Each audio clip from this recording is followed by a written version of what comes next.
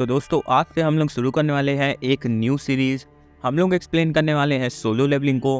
तो आज मैं सोलो लेवलिंग का एपिसोड नंबर 1 एक्सप्लेन करने वाला हूं। और अगर आप लोग इस सीरीज पे अच्छा सपोर्ट दिखाओगे तो मैं इस सीरीज को एक्सप्लेन करता रहूँगा।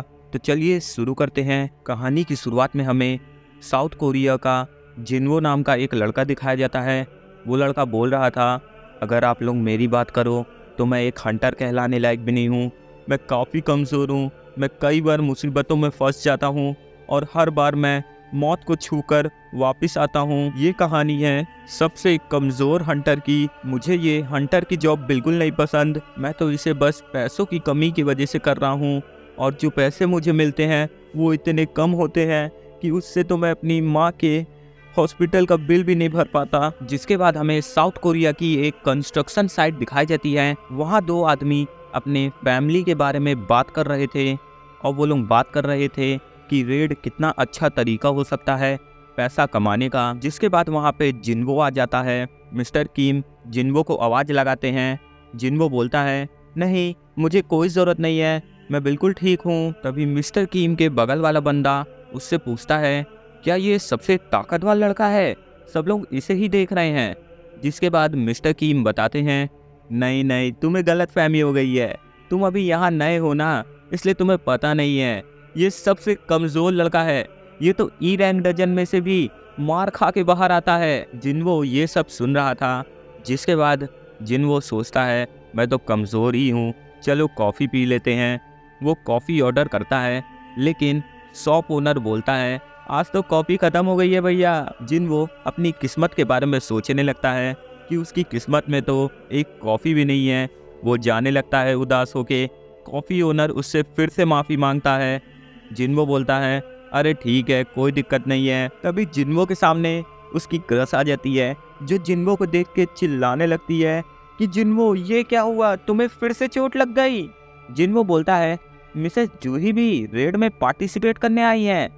जूही बोलती है, अरे तो मैं आऊंगी नहीं क्या, लेकिन तुम बात को क्यों पलट रहे हो? तुम्हें हुआ क्या है? चलो मुझे विस्तार में बताओ। जिसके बाद जिनवो उन्हें बताने लगता है कि वो ई रैंक डजन में गया था और वही अकेला था जिसे वहाँ पे चोट लगी थी, क्योंकि कोई भी अपने साथ हीलर नहीं लेके गया था, इसीलिए मुझे चोट लग गई।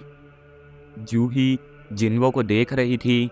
तभी जिनवो बात को चेंज करने के लिए बोलता है, चलो चलना चाहिए, मेरे ख्याल से सभी लोग गेट के पास इकट्ठा हो गए हैं। जूही बोलती है, ठीक है। तभी हमें इधर मिस्टर सॉन्ग दिखाए जाते हैं, जो बोलते हैं, मैं आज का आप सबका पार्टी लीडर बनना चाहता हूँ। कौन कौन मेरे साथ सहमत है? चलो बताओ।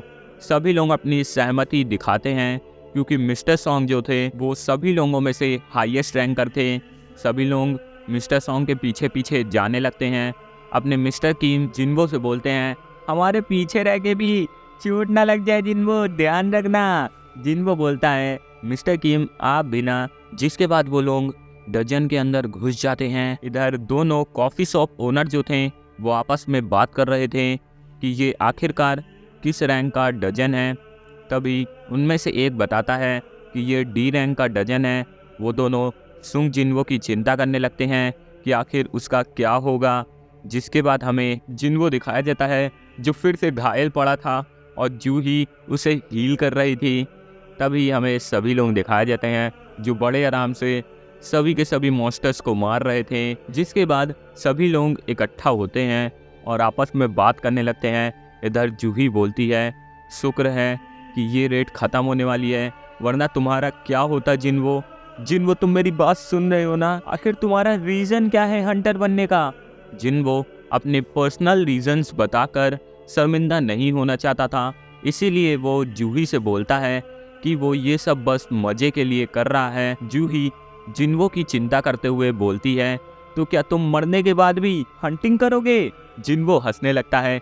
जूही उससे बोलती है, हंसो मत, तुम्हारी चोट और गहरी हो जाएगी। तभी हमें इधर मिस्टर संग दिखाए जाते हैं, जो सभी को बता रहे थे कि मैजिकल कोर कितनी कीमती चीज़ होती है, जो हमें मॉन्स्टर्स को मारने पे मिलती है। और इधर जिनवो जो था उसके पास सिर्फ ई रैंक का मैजिकल कोर था, जिसकी कीमत सिर्फ 1 या 2 हज़ार ही होगी। उसको देखकर जिनवो सोच रहा था कि मैंने तो अपनी जान जोखिम में डाल दी, फिर भी मुझे सिर्फ यही मिला, इससे मेरा फायदा ही क्या होगा। तभी एक हंटर सभी को आवाज लगाता है और बोलता है, सभी इधर आओ सभी, ये देखो एक और रास्ता। मिस्टर सुंग उस रास्ते को देखते हैं और वो उसके अंदर अपने मैजिक का इस्तेमाल करके आग को फेंकते हैं रास्ते की गहराई जानने के लिए। तभी उनको समझ में आता है कि ये रास्ता तो काफ़ी लंबा है। वो सभी से बोलते हैं, तो सभी लोग मेरी बात सुनो, मेरे ख्याल से ये डबल रेड है और बॉस अभी तक जिंदा है, इसीलिए ये डजन का गेट कभी नहीं बंद होगा जब तक बॉस नहीं मारा जाएगा। ऐसे वक्त पे तो हमें सीनियर्स को इन्फॉर्मेशन देनी चाहिए, लेकिन अगर हम ऐसा करेंगे तो दूसरे हंटर्स हमसे पहले अंदर पहुंच जाएंगे, जिससे कि हमारा प्रॉफिट घट जाएगा। तो मेरे ख्याल से हमें ये इन्फॉर्मेशन हमारे सीनियर्स को नहीं देना चाहिए और हमें अंदर चलना चाहिए। तो ये फैसला हम लोग मेजॉरिटी वोटिंग पे छोड़ेंगे। तो चलो बताओ, कौन कौन अंदर जाना चाहता है और कौन कौन नहीं। वोटिंग 50-50 पे आके रुक चुकी थी और अब आखिरी वोट जिनवो का था, जो सब कुछ डिसाइड करने वाला था। जिनवो अपनी फैमिली के बारे में सोचते हुए डिसाइड करता है कि उसे जाना चाहिए, जिसकी वजह से वो चलने के लिए वोट दे देता है और सभी लोग बढ़ जाते हैं उस डजन के दूसरे गेट की तरफ। सभी लोग चल रहे थे, तभी कुछ लोग बोलते हैं, हम लोग कुछ ज़्यादा ही अंदर नहीं आ गए हैं। तभी मिस्टर सुंग बोलते हैं, चलते रहो, बॉस को मारने के पास हमारे पास सिर्फ 20 मिनट होगा बाहर आने के लिए, तो हमें बहुत जल्दी आना होगा। इधर जिनवो मिसेस जूही से माफ़ी मांग रहा था कि उसके वजह से उन्हें भी आना पड़ा। मिसेस जूही बोलती हैं, अरे कोई दिक्कत नहीं है, लेकिन असल में तो वो बहुत गुस्से में दिख रही थी। वो जिनवो के ऊपर चिल्लाने लगती है कि तुम पागल हो गए हो क्या, तुम्हें तो अभी इतनी चोट लगी थी, लाभ लाभ लाभ लाभ। जिनवो बोलता है, मुझे माफ़ कर देना, ये सब मैं मजबूरी में कर रहा हूँ, लेकिन हाँ, मिसेस जूही एक बी रैंक हीलर हैं, इसीलिए मैं जिंदा हूँ अभी, मुझे सोच समझ के डिसीज़न लेना चाहिए था। तभी मिसेस जूही का गुस्सा शांत होता है और वो जिनवो से पूछती हैं, तुम ऐसा क्यों कर रहे हो। जिनवो माफ़ी मांगता है। जूही बोलती है, क्या तुम सच में माफ़ी मांग रहे हो। जिनवो बोलता है, हाँ। जिसके बाद जूही मान जाती है और वो जिनवो से बोलती है, तुम्हें मुझे डिनर पे ले जाना होगा जिनवो। जिनवो शर्मा जाता है। जूही बोलती है, क्या तुम मुझे नहीं ले जाना चाहते। जिनवो बोलता है, नहीं नहीं ऐसा नहीं है। जिसके बाद सभी लोग बॉस के गेट के पास पहुंच जाते हैं, लेकिन इतना बड़ा दरवाज़ा देख के सभी लोग बहुत ज़्यादा डर जाते हैं। संग बोलता है, क्या तुम लोग इतनी दूर आकर खाली हाथ वापस जाना चाहते हो। तो अगर तुम्हें डर लग रहा है तो तुम जा सकते हो, मैं नहीं रोकूंगा। और मैं कहता हूँ कि मैं तो अकेले भी अंदर जा सकता हूँ। ये सारी बातें सुनकर सभी लोग मिस्टर संग की बातों पे विश्वास करते हैं और वो अंदर जाने के लिए तैयार हो जाते हैं। जिसके बाद मिस्टर संग दरवाज़ा खोलते हैं और सभी लोग अंदर का नज़ारा देखते हैं। सभी लोग हिस्से में बढ़ जाते हैं और वो लोग उस जगह को एक्सप्लोर करने लगते हैं। वहाँ पे काफ़ी बड़ी बड़ी स्टैचूज़ थी।